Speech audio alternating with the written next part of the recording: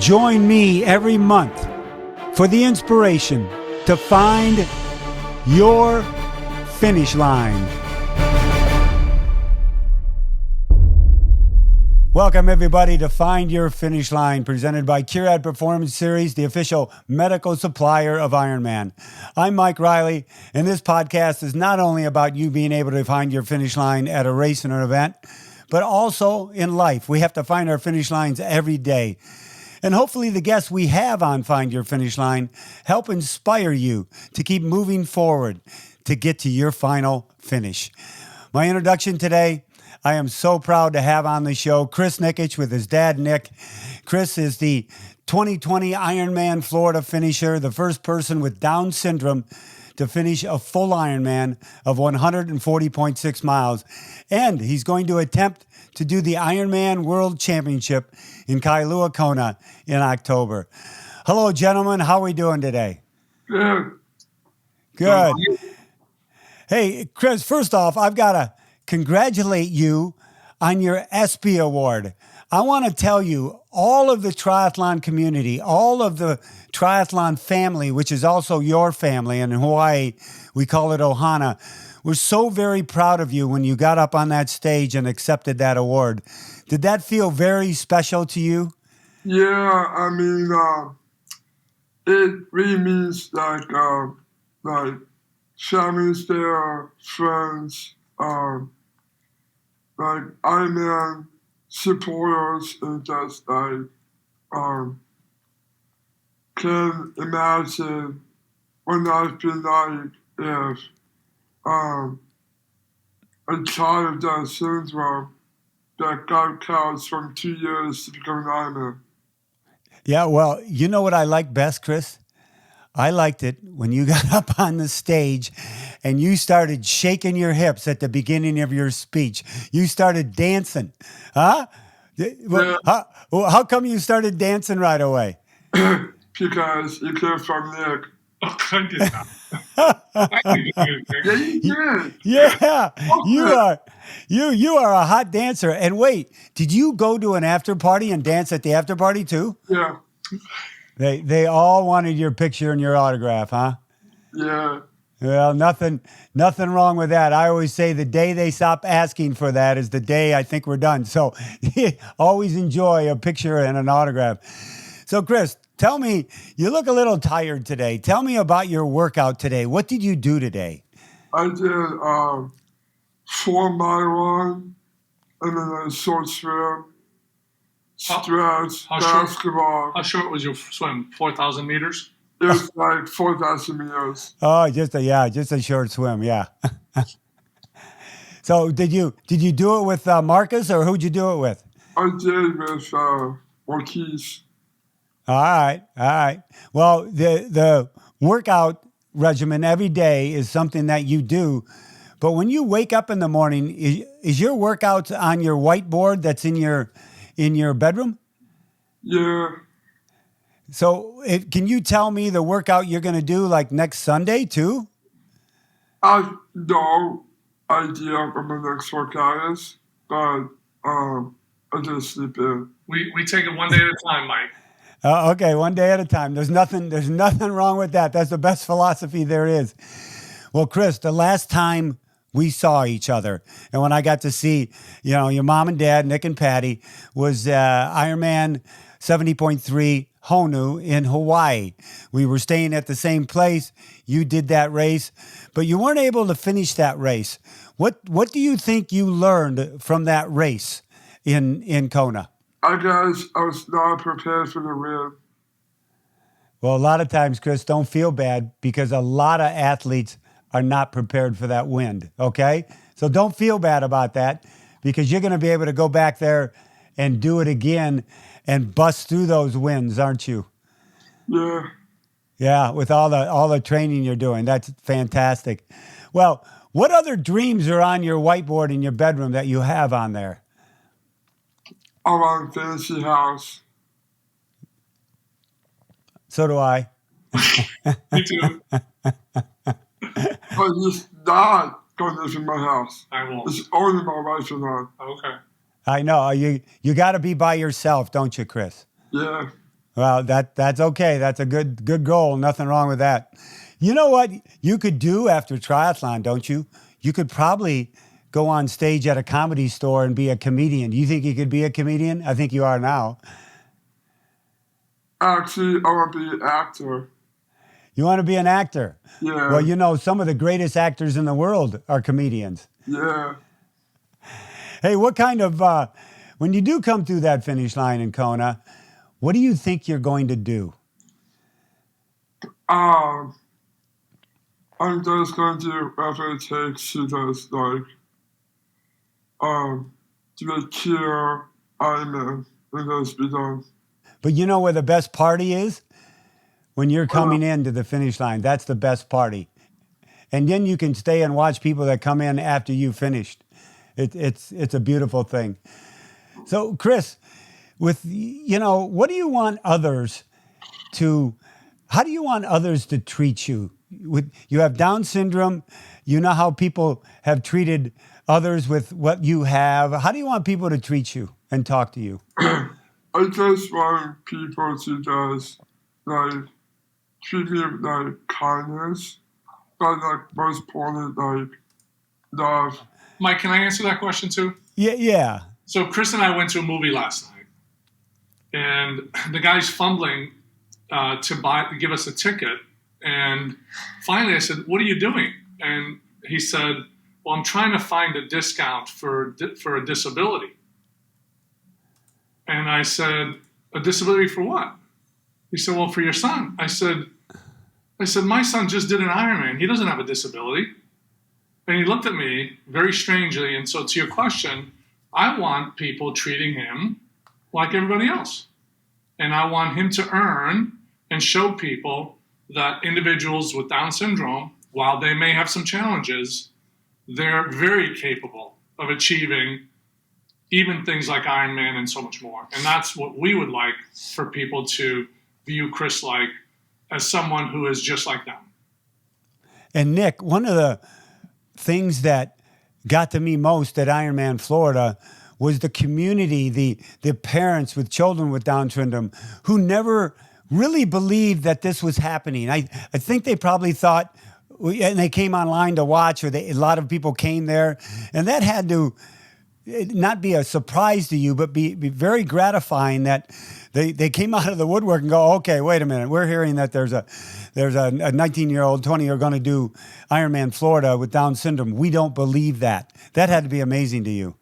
It really is, and that's exactly right. What Chris is doing is he's changing the script and the narrative to say that it's possible.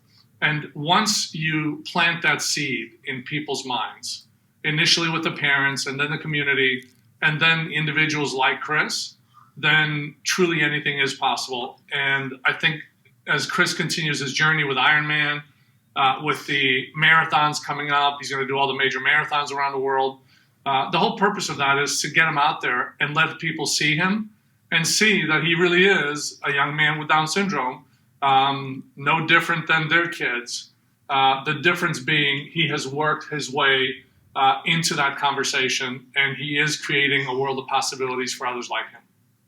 Chris, do you know, or do you think what mental toughness is? What is it, Chris? I think it's pain versus gain. So whenever I sit on the back seat, it goes through massive pain for 8 hours. And it's kind of I just can't stay this no more. And then I did a Swift bike trailer, and then I saw my seat for 7 hours, and it's still causing pain. And then I go, Dad, and then Dad, can you go to me? And he's like, how about this? How about I come in there and then you just do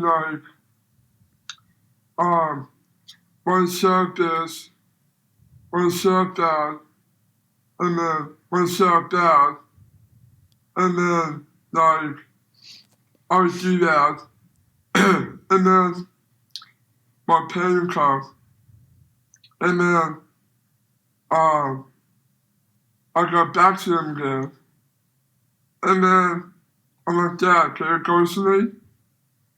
And he's like, okay. And then he goes to me again, and then he just like puts it on the cool down, and then he's like, son, you have enough. I know it hurts, but you gotta do this cool down, go to the gym, stretch, and then go get Chipotle, and you can eat anything you want. And Chris, And I'm like, okay. and do you ever quit? Nope. Nope. That's mental toughness right there. And Nick, probably over the last 18 to 24 months, you've heard the adage in triathlon, it's 95% mental, 5% physical, whatever the correlation is. But that probably had to be not only your biggest hurdle, but your biggest success with Chris on building that mental toughness, wasn't it? It was, because he didn't have that before, and people ask that all the time. How did Chris build so much motivation, so much mental toughness not to quit when everything around him told him he should quit? And the answer to that is he and I worked very closely together, and using this 1% better mindset, we actually built his mind to be so tough and so strong that no matter how painful something was, he would always revert back to his dream, and he would always know that he could do just one more. And so we built a daily habit of saying just one more. And when you get into that mindset and you spend 2 years every day doing just one more, when you get to Ironman and you're at mile 13 and every muscle and bone in your body is screaming to quit, in Chris's mind, he has two things that keep him going. One is his dream. He will never let the fake pain take away and overcome his dream. And number two, he always knows he can do one more. And so from 13, one more was 14, then 15. And by the time he got to 20, he knew he was close, and he knew he just needed to do one more. And so that's really the secret for Chris. He has a big dream. He doesn't quit, and he knows he can always do one more. So he has got an unbelievably tough mindset. So many athletes and triathletes, Chris, should learn from you on the mental, because what happens, a lot of them fall down because they don't have that mental toughness, or it goes away. So it's good to see that you're a leader with that. Chris, there's so many young children out there that just love you, buddy. They love what you do. They look up to you. I had a young lady with Down syndrome come up to me at Ironman Coeur d'Alene just last month and asked me if I knew you. And I said, no, I don't know who he is. No, I'm just kidding. I said, yes, I know Chris Nikic, and you were her hero. And she was telling me she was going to do the Special Olympics because of you, Chris. That must make you feel good, doesn't it? Yeah. How good? Like 100%. Yeah. And do you like speaking to children? Yeah. What do you tell them? I tell them just like the 1% and just like work hard and just like eat more. And then like whenever it's fake pain, just remember super proud. Now you have other goals in life too. You love basketball. Who's your favorite player? Donis. I heard you're taking up the game of golf. You like playing golf? Yeah. Why? Because my dad's the all weekend player in the snug. Well, that's And nothing I to do still with beat Dad. him every day. Because you can beat me every day. You know what? Yeah, the more and more, Chris, we talk, I think you like telling stories, don't you? Yeah. Because my dad like makes bad shots in golf. And then he misses shots in basketball, and then just like beat him every time. And then I took his body. And you beat him. Yeah. Every time. All night. Do you want to be a pro golfer after triathlon? Yeah. I want to be a pro golfer. Hey, Chris, what's the hardest thing for you about a triathlon? It's kind of like the bike, but Tell us why. yeah, it's the pain in the seat, but I really love the swim and the run. Hold on, everyone. We'll be right back after a message from our sponsors. Even after 40 years on the microphone at thousands of events welcoming hundreds of thousands of athletes to the finish lines, I am still in awe by the incredible endurance of each and every athlete and what you display. The physical exertion, the sweat, and the challenges you put your body through deserve a level of support that match your dedication. As the official medical supplier for the Ironman US Series, Triathlete Performance Series lineups of wraps, tapes, bandages, supports, and braces give you, the serious athlete, and weekend warriors alike, the optimal support needed to keep moving, including new FAR infrared kinesiology tape technology, which reduces energy made through body heat, back to targeted areas to help you heal faster and enhance performance. So don't you let sprains and muscle pain hold you back. Recover smarter and shop the entire Triathlete Performance Series on Amazon. Nick, just so, because so many people are being introduced about Down syndrome, and Chris couldn't walk till he was, 4 years old. It took years to ride a bike, and it's the things like balance, obviously, is one big factor. That's why he can't ride an aero bike. Explain to us about the riding of that bike and what you've tried to overcome to make sure the times are a little faster on the bike. Sure. So the balance makes it so difficult to learn. But what we learned is that if we're patient with him and we help him build a strong foundation, he could build on that. So it took us 6 months to teach him how to actually ride a bike. And once he could ride on his own 100 yards, 200 yards, then, we went to 300 yards and 400 and eventually a mile and 2 and 3. And balance is still a problem because it doesn't take much to get distracted and lose a little focus and whatever. And so he would fall. So he's fallen a total of 4 times since he started riding his bike 3 years ago. The last time was at Ironman Florida almost 9 months ago. Mm-hmm. He fell during the race. And he hasn't fallen since because we've learned how to teach him, right? We've learned how to develop his skill set and his balance by building it a little bit at a time through repetition and continuous movement. Now Chris, goes up and down Sugarloaf, which is a 13, 14 degree incline, which is pretty steep on the way down. And he's learned how to handle the brakes and the gears. And when he gets to kind of the middle of the down cycle on Sugarloaf, he'll let it go. And I've seen him get his speed up to 25, 30, 35 miles an hour. Wow. And still maintain phenomenal speed.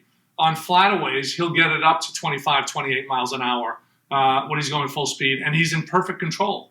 And so part of it has been getting the bikes right. Ventum has been wonderful to us. They help him design the right bike for him. They got him a gravel bike with wide handlebars and much better balance. And so it's little things like that we've learned every step of the way.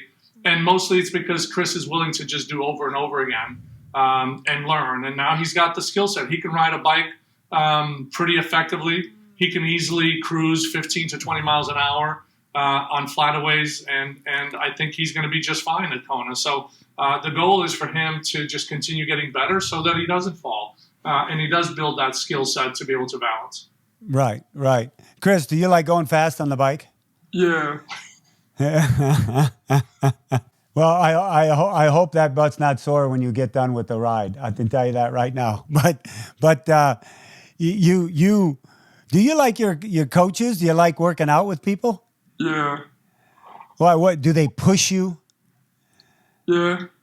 Do you ever get mad at them? Nah. No, good for you. You don't get mad at your coach. A lot of athletes out there get mad at their coaches because they think they push them too hard. So what do you think when you finish in Kona, which I truly believe you can get that done and finish in Kona? What would you want to do next? I want to do the Cozumel. Mexico. Oh, Cozumel, Ironman Cozumel? Yeah. By the way, who's your favorite professional triathlete, Chris? Who'd you tell me before? Who's one of your pro favorites? That woman who's your favorite? I would say Susan Haig and Lucy Charles. That's it. What about the guys, the men? Not really. Not really. Well, what if Jan Frodeno, world champion, gold medalist, came up to you to meet you? Would you want to meet him? Yeah. Yeah, okay, that's good because you want to be able to meet your top pros in the sport. They can give you a lot of inspiration. Hey, Nick, was it a tough decision on or trying to figure out of what the chemistry would be of putting a team together to help train Chris? Yeah, that's a tough thing because most people don't have the opportunity to get to know someone like Chris. And so everything they've done their entire life has trained them to think a certain way. And the biggest challenge we've had is finding people who will understand that Chris is different and he needs a different approach. And that's been our biggest challenge, is finding people who are used to doing things one way their entire life, and then all of a sudden they've got to do something a little bit different. So I continue to stay heavily involved in everything from his training to all that, because I'm training Chris, but I'm also training everybody around him. Because look, in all fairness, when you're like Hector Torres and you're a good triathlon coach and you're used to doing things a certain way, but that approach doesn't work with Chris, right? It's not his fault. He's a nice guy. He's a well-informed coach. Dan Grebe, who's his guide, right, who through intensity, has been able to tackle Ironmans, and he's got this next level of intensity. Well, Chris is not like that. Chris doesn't have that intensity. Chris is sweet. He's happy. He wants to have fun. And so when you said about pushing him, we don't push him. We progress slowly. Chris mentioned earlier, negotiation. Chris and I negotiate all the time, right? Because he'll tell me how he's feeling and what's working, what's not working. And then the negotiation is his way of providing input into where he's at and what we need to do. And so I listen to him carefully, where other coaches might be a little too intense and say, no, we got to get our workout done. And I say, no, we don't. We have to, keep his mindset correct. And if he's not ready for that or he doesn't want to do it, we don't need to push him through it because he doesn't think like me and you. So yes, it's been a pretty intense time and a difficult challenge. And, we're fortunate we have a lot of wonderful people who are willing to help and they're willing to listen. And we've been able to build an amazing team around him, people who absolutely love him, who care for him, and who are willing to invest time and effort to help him succeed. So we've been blessed unbelievably, and we're seeing that blessing spread to a lot of other people throughout Florida and hopefully around the world, because we're getting a lot of people calling us asking, how can they help, how can they volunteer, and how can they find someone like Chris to go help? Well, it has. You, Chris, your family has been an inspiration to everybody. And it's what I call a natural inspiration. Came out of almost nowhere.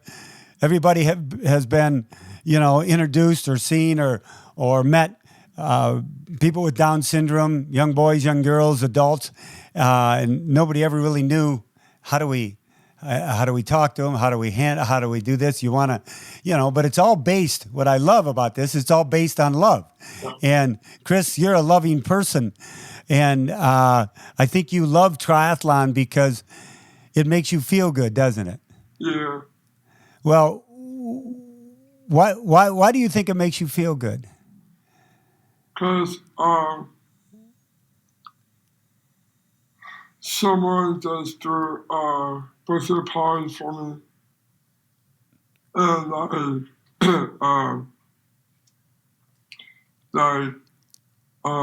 being around with lots of people that's it's because of the community. And Mike, that's it in a nutshell. The community, yeah. The birthday party, the community, people including him in other things. From the very first triathlon we went to, people were welcoming, and Chris saw it as an opportunity to get involved and really be around people, and people were wonderful. And he associates Ironman to the community, to the people, and to the fun associated around that, the parties, the get-togethers. And he's going to see the same thing when we go to the New York City Marathon and others. He's going to see the same kind of community where, he'll be able to enjoy the company of people. And I think that's all our kids want, is they want to be included in the community.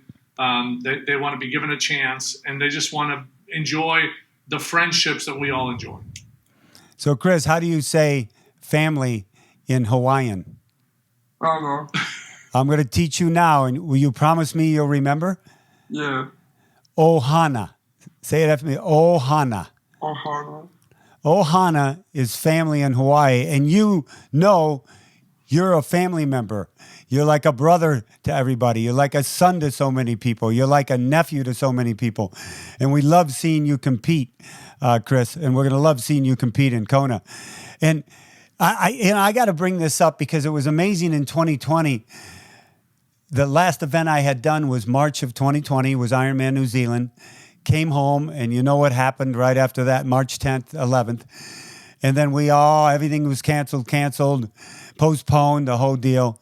And I never really thought Ironman Florida it was not even in my mind of going, because who'd thought? And we knew after that there wasn't any events after Ironman Florida. It was almost like a divine intervention. It was almost like God was talking to us, or anybody else's higher power, whoever that may be, that it was designed this way. And between us, one of the number one reasons I got on that plane to come to Ironman Florida was because of Chris, because I wanted to see something that I never thought was possible, and I think that was for everybody else. And you had to feel that too, Nick, that why Florida? It's not like he was entered in any other races, and you entered a year before, didn't you? Yeah, so look, and I kept telling everybody, throughout the whole thing, because everybody kept saying it was going to get canceled. And I'm a, deep-seated faith. I believe in God. I'm trying to teach Chris that as well, that he has gifts, that God chose him to make a difference. And I tell people, you can believe in coincidences, but I said there was one Ironman race in the world in 2020, and it was the one Chris was signed up for, and it wasn't going to get canceled.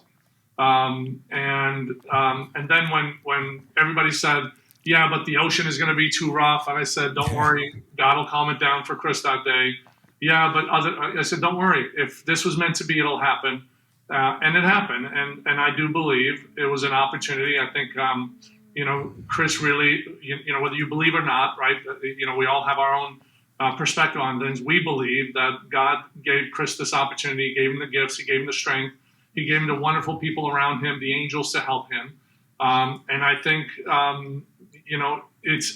we owe it to be thankful to God for the gift, to go out and share it with others, whether they believe it or not, and just be a good example on what's possible and what's good in the world. And so I think Ironman Florida was that. It was an opportunity for Chris to get up on the world stage, and I think it's the beginning of that. I think God's got a bigger plan for him than that. Oh, probably no doubt about that. So, Chris, what would you want to tell everybody listening right now, and what kind of positive message would you like to give them? I want to hear that. I just want to say that have the kids who does get a simple plan and does have fun with it and does go represent. That's it. Have fun with it and get 1% better. Always have fun and 1% better. Did you have fun today? Yeah. What was the funnest part about your day today? Because he works and I have fun. And your dad goes to work and then you're on your own, huh? Yeah. You like that, don't you? Yeah. Well, like where I work and he has fun, right? He goes to the gym, he gets to run, he gets to swim, and I have to work. And so he's got the better part of the deal. Hey, Chris, I want your life, okay? Hey, by the way, Chris, do you own an Aloha shirt? Do you have, people call it a Hawaii shirt, but it's an Aloha shirt. Do you own a, you know you have to get one to go to Kona. I have like 50 of them in my closet from old Kona races. I could send you one. I've watched it. It's okay. We'll get you one, okay, buddy? Yeah. Do you want to tell Mike you're going August 21st? I'm going Where you to going? Alabama. Alabama. For what? What's in Alabama? I got high date. Oh, I knew you were going to say that. And I'll bet you she's a blonde. Yeah. He's going to a gala, black tie affair. Oh, you. By the way, you dress up well, so that's okay. That's a good thing. And Nick, who does all of his social media? Who's been that? You do it all. We do it together. So we talk about it, and we discuss the day. He does some of it. I do some of it. He reads everything. He responds to just about everything. And we just talk about it. It's his inspiration. Until he started seeing the comments on social media from parents with other kids with Down syndrome, until that point, it was really about him and his dream. But that actually triggered something else in his mind. And he now knows through all those interactions that there's something bigger here that he's doing. And he and I talk about that all the time. We talk about his gifts. We talk about his mission. And, my job is to help educate him and prepare him to be the person I think he was meant to be and to be out there to make a difference, long after we're all gone. Beautiful. I believe that wholeheartedly. So how can people find you? What's the best way, especially if they want to talk to you, if their child has Down syndrome, or they just want to learn about? How do they find you guys? Just go to Chris Nikic on my website. Yeah. Best way to reach us is through the website. Best way. Okay. Hey, how cool is it, Chris, that you've got your own website? Huh? It's kind of pretty awesome. Yeah.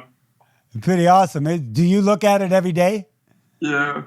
All right. And you see all the messages, huh? Yeah. It's pretty important, isn't it? Yeah. I'll bet. So, Chris, you're a very positive person. I love your mental toughness. You are a part of the Ironman family. Always remember that. I know when you get in the water, you're a little bit scared. Everybody is scared when they get in the water. No, not Chris. No, not you? No. Are you kidding with me? Are you fooling with me? No. Yeah, swim is the easiest for him. That's the easiest part, huh? Yeah. I love it. Well, Chris, I can't wait to see you in Kona, okay, buddy? All right. When we get there, I want to see you wearing your Aloha shirt. Will you promise me that? Okay. All right. Go get some rest. You must have had a tough workout today. You made me feel guilty. I'm going to go work out now. I kept him out late last night. We went to a movie, didn't get home till 11. Oh. And then he had the easy workout today. Just like I said, 4-mile run and 4,000-meter swim. That's an easy day for him. That is an easy day for him. It's a long week. He ran 12 miles a couple days ago. He did a big workout yesterday. Big workout today. So he's getting tired, Yeah, I can see. And then I'll run 2 days of rest. 2 days of rest? Yeah. We're going to go do some fun stuff this week. All right. Hey, Chris, do me a favor and say hello to your mom for me too, okay? All right. All right, guys. Thank you very much. Love you. Thanks for your time. And Chris, what is family in Hawaiian? Okay. All right. We'll see you on the Big Island. Aloha, Chris. Thank you very much, guys. Thank you, Mike. Thank you again to Chris and Nick Nikic for being on the show, and to all of you for tuning in to Find Your Finish Line, presented by Curad Performance, the official medical supplier of Ironman. I'm Mike Riley, your host, and you know what? You've always got to make sure you try to find your finish line out there, everybody. And if you want to give us a review of our podcast, please do. We'd love to hear from you on how we're doing. So thank you again for being with us, and as always, my warmest aloha.